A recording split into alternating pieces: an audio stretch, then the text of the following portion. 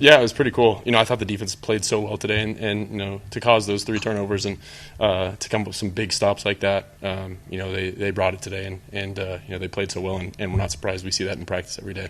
It wasn't just that they got him, but when they got him. First play of the game, last play of the half, ending that long drive there, tip, and Dante got the pick in the end zone. Yeah, huge moments. They show up when we need them most, and that's 3rd down, 4th down.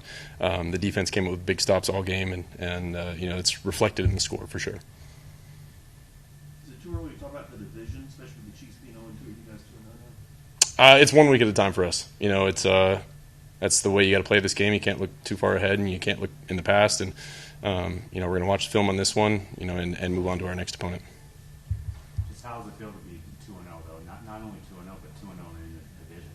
Yeah, 2 very good opponents. Obviously there are things to clean up today, but I like the direction where we're going, and as long as we're moving forward, keep getting better. I like the things that this team could do.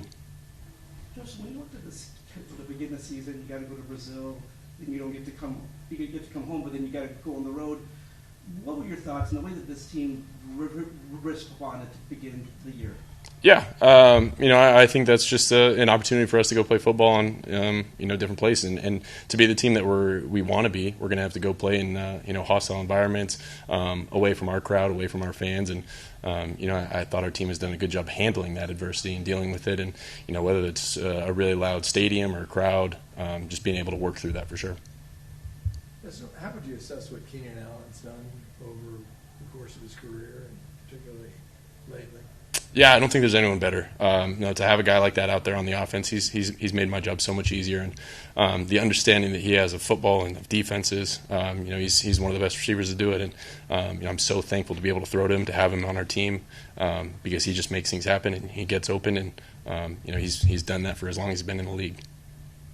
When you're scrambling, like on the play that ended up being the touchdown to him, are you looking specifically for him, or just anybody who's popping up? Just looking for someone to get open, and he did a great job running to the back of the corner.